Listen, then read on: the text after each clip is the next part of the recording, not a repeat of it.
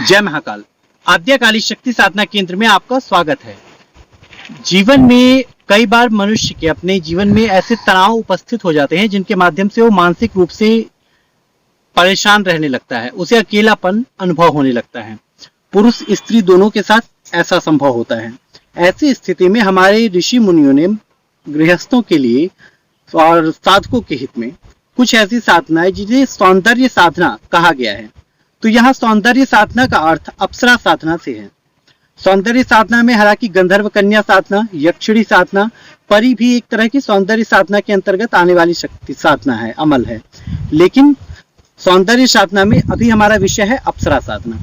तो अप्सराओं के विषय में आज मैं आपको कुछ सच बताने जा रहा हूं जिनके माध्यम से आप सही मायने में अप्सरा साधना को समझ सकें, अप्सरा साधना को कर सके और उसके सही फायदे उठा सके। अप्सरा साधना सौंदर्य साधनाओं में आने वाली सबसे उत्तम साधना मानी जाती है। अप्सराएं पूर्ण रूप से सात्विक होती हैं। इनकी साधना में किसी भी प्रकार का तमोगुणी आहार व्यवहार इत्यादि नहीं प्रयोग किया जाता। इनकी साधना जब भी की जाती है प्रेमिका रूप में इनके प्रत्यक्ष होने की सबसे अधिक संभावना है। कोई स्त्री हो तो वो इनकी साधना मित्र रूप में या बहन अथवा माँ के रूप में कर सकती है। जहां तक हो सके अप्सरा साधना में उस तरह की साधना को, कई बार ऐसा आपने सुना होगा कि अगर किसी ने अप्सरा की माँ रूप में साधना कर दी तो उसकी जीवित माँ की मृत्यु हो जाएगी। यहाँ कुछ एक बातें समझनी होंगी आपको।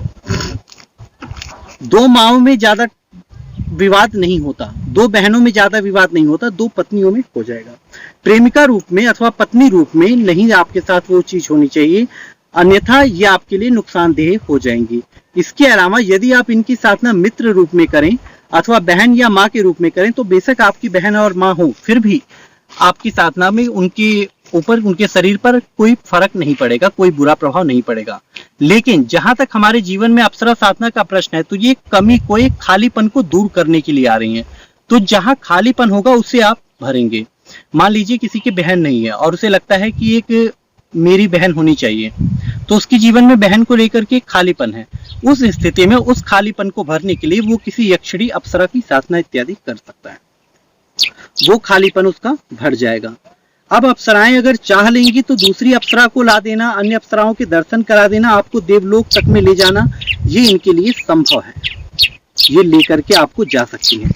अप्सरा साधना करने पे सबसे पहले इनका जो प्रभाव आपके शरीर पर आएगा वो आपके अंदर एक चुंबकीय व्यक्तित्व का होगा। आपकी वाणी में एक सम्मोहकता आ जाएगी, आपकी आंखों में एक दिव्य तेज समाहित हो जाएगा जो दूसरों को आकर्षित करने में सक्षम हो जाएगा। किंतु अप्सराएं जहां तक हैं ये अत्यंत सात्विक और देवी तुल्य, सात्विक देवी तुल्य इनकी उपासना की जाती है।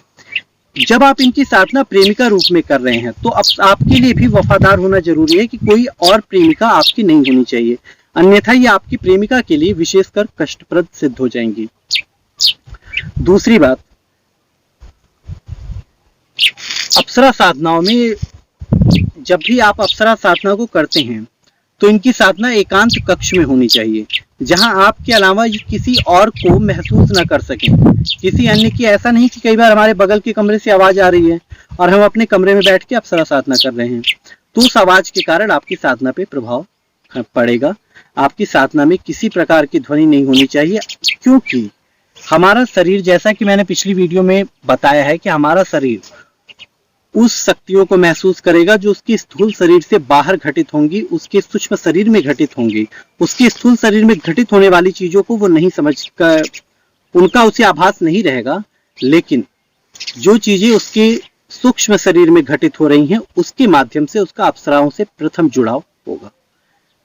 यदि आपका आभा मंडल अप्सरा की शक्तियों से प्रभावित भी होने लगा तो इसके प्रथम लाभ कुछ आपको प्राप्त होने लगेंगे आपकी वाणी पे, आपके व्यक्तित्व पे, आपके आहार विचार पे, आपके बौद्धिक चिंतन पे। अप्सराएं साधक को कभी भी हमेशा प्रसन्नचित्त रखती हैं, ये कभी साधक को दुखी नहीं देखना चाहती। अप्सरा सिद्ध साधक हमेशा प्रसन्न रहेगा। इसके विपरीत मसानी या किसी क्रूर डाकिनी, शाकिनी, इस तरीके की शक्तियां यदि आपके पास होंगी तो ये आपको प्रसन्न नहीं रहने देंगी। आपके पास ये सिद्ध हो जाएंगी लेकिन ये आपको प्रसन्न नहीं रहने देंगी। परी सिद्ध हो जाएंगी तो वो आपका दिन पूरी खुशियों में बीतेगा, लेकिन अगर इब्लिस की बेटी सिद्ध हो जाएगी तो आपको पूरा दिन परेशान करके रखेगी। ठीक है। अप्सराएं पूर्ण रूप से सात्विक है, अच्छी हैं, इनके माध्यम से आपके अंदर कलाओं में वृद्धि हो सकती है। किसी प्रकार की कला, कोई अभिनय, कोई नृत्य इत्यादि क्षेत्र से जुड़ा हो, गायन के लिए हो तो यक्षिणी साधना, लेकिन अगर नृत्य या अभिनय से जुड़ा हुआ काम आपका हो, सेल्स से जुड़ा हुआ आपका काम हो, तो ऐसी स्थिति में अप्सरा साधना के माध्यम से आप काफी लोगों को आकर्षित कर सकते हैं। इसके लिए अप्सरा यंत्र भी बनाए जाते हैं, जिन यंत्रों को धारण करके आप अप्सरा की शक्ति का प्रयोग कर सकते हैं, अथवा अप्सरा की साधना भी की जाती है। लेकिन जहां तक अप्सरा साधना का प्रश्न है, ज्यादातर होता यह है कि हम एक बार एक अप्सरा की 3 दिन या 5 दिन 7 दिन साधना करके छोड़ देते हैं, दूसरी बार में हम किसी यक्षिणी की साधना शुरू कर देते हैं या किसी परी की साधना शुरू कर देते हैं। जहां तक मेरा अनुभव है, कभी भी अप्सरा साधना या यक्षिणी साधना इन्हें एक बार करके नहीं छोड़ना चाहिए। जिन्न की साधना एक बार करके नहीं छोड़नी चाहिए, इन्हें कम से कम 3 बार प्रयास करना चाहिए। अगर आपकी 7 दिन की साधना है, एक बार 7 दिन पूरा करिए, नहीं आई तो आप 2 दिन 1 हफ्ते का रुकिए। जब भी इसकी तिथि है, चाहे वो सोमवार है चाहे वो प्रतिपदा है, उस तिथि के अनुसार आप उसे दोबारा शुरू करिए। कम से कम 3 पुनरावृत्ति करिए, क्योंकि बहुत बार ऐसा होता है हमारे प्रारब्ध कर्मों की वजह से हमें पहली बार में साधना में सफलता नहीं हो मिल पाती। तो इस चीज को आपको ध्यान रखना होगा। अप्सराएं जितनी भी सिद्ध होती हैं, इनमें कहीं ना कहीं ह्रीम बीज, माया बीज कार्य करता है। माया बीज के प्रभाव से आने वाली अप्सरा होती है। तो आपके लिए ह्रीम बीज एक सबसे सहायक यंत्र बन सकता है। यदि साधक चाहे तो ताम्र पत्र पे ह्रीम बीज अंकित करवा के अपने गले में धारण करके रखें। इसके लिए सही मुहूर्त, सही समय का चुनाव करें। अप्सराओं के हिसाब से ये अलग अलग होगा कि किस समय में आपको इसके लिए करनी चाहिए। उस दिन के हिसाब से भी अलग होगा, उस महीने के हिसाब से भी अलग होगा जब आप मेरी वीडियो देखेंगे, किंतु उसे शुभ मुहूर्त में धारण करें।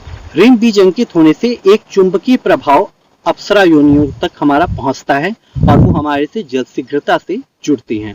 अप्सराएं सिद्ध हो जाने के बाद आपको कई विषयों का प्रारंभिक ज्ञान करवा देंगी।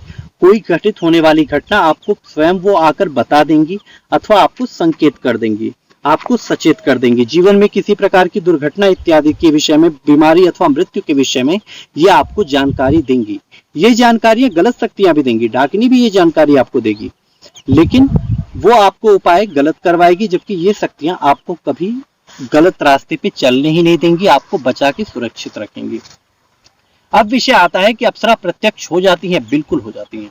इन्हें प्रत्यक्ष किया जा सकता है। इनकी अनुभूति, जैसा मैंने कहा कि इन्होंने आपके सूक्ष्म शरीर को प्रभावित किया, लेकिन सूक्ष्म शरीर के अलावा अप्सराएं साधक को स्थूल शरीर से भी प्रभावित कर देती हैं, वो उसके स्थूल शरीर को भी छू देती हैं। ये उसके सामने प्रत्यक्ष भी हो सकती हैं, लेकिन समय के हिसाब से, काल के हिसाब से, क्योंकि अब एक समय ये 1100 से लेकर के 2000 तक का समय नहीं है। अब हम 2000 से 2020 से 2030 के बीच में जा रहे हैं, ठीक है। तो इतने बड़े परिवर्तन पर अब बहुत सी चीजें ऐसी हैं जहां बीच में कड़ियां टूटी हैं। इनके सशरीर प्रत्यक्षीकरण होने की संभावना है, लेकिन सिर्फ 0.01%। लेकिन साधक वही है जो अपने एक पहाड़ पर भी ही जो सुई को ढूंढने के लिए दौड़ पड़े, वही सही मायने में साधक है। क्योंकि अगर आप एक मोती को ढूंढने के लिए समुद्र में कूदते हैं तो आप उसे लेकर बाहर निकलेंगे। ये बात गोताखोर को पता होती है, इसलिए वो रत्न निकाल लेते हैं। आपको भी ये बात पता होनी चाहिए ताकि आप सफलता प्राप्त कर सकें और कम से कम इनके माध्यम से होने वाले अपने जीवन में उन सुखों को प्राप्त कर सके जो अप्सराएं देती हैं। अप्सराओं के प्रभाव से आपको सुंदर पत्नी प्राप्त हो सकती है, धन वैभव प्राप्त हो सकता है, आपके घर में संपदा आ सकती है, आपके घर में खुशी का वातावरण बन सकता है, आपके शत्रु स्वतः पस्त हो सकते हैं। ये बहुत कुछ कर सकती हैं। देवतुल्य होने के कारण इनका श्राप आपके शत्रु पर बड़ा भीषण लगता है। वो किसी और चीज से रुकेगी भी नहीं जल्दी। अगर आपका दिया हुआ श्राप क्या इस अप्सरा का क्रोध होगा, क्योंकि आप प्रेमिका रूप में आने के बाद यदि आप पे किसी ने कुछ कहा, या माँ रूप में आने के बाद, बहन रूप में आने के बाद अगर आपको किसी ने कुछ कहा, तो ये उसके पीछे पड़ जाएंगे, दुश्मन बन के, निजी शत्रुता। पर आपके मन में भी वो भाव इनके प्रति होना चाहिए। माँ मानते हैं तो माँ का भाव, बहन मानते हैं तो बहन का भाव, प्रेमिका मानते हैं तो प्रेमिका का भाव। इसमें शर्म नहीं है कि आप उसकी साधना प्रेमिका रूप में कर रहे हैं। ये शर्म की बात नहीं है, ये बुरी बात नहीं है। बहन के रूप में अथवा माँ रूप में करें, बाद में ये आपकी परीक्षा लेंगे। अब आप इनके लिए तो मान भी जाएंगे, लेकिन इनकी परीक्षाएं भी अत्यंत कठिन होती हैं। और कठिन का अर्थ किसी भयावह चीज को दिखाने से नहीं है, ये एक तरह की चाल फेंकती हैं और उन चालों में आप फंस सकते हैं। एक बात और कि अप्सरा साधना अगर कर रहे हैं तो उस बीच में जहां तक हो सके अन्य आपकी के स्त्रियों से आप जुड़ने की क्रिया कम से कम रखें। किसी स्त्री के संपर्क में आप आने से बचिए, अपने हाथ से खाना बना के स्वयं खाएं। ठीक है, अगर आपकी पत्नी खाना बना के आपको दे रही हैं और आप खाना खाने के बाद आप बैठ के अप्सरा साधना कर रहे हैं प्रेम का रूप में, तो यहाँ आपको लाभ के अपेक्षा हानि की संभावना अधिक होगी। जय महाकाल।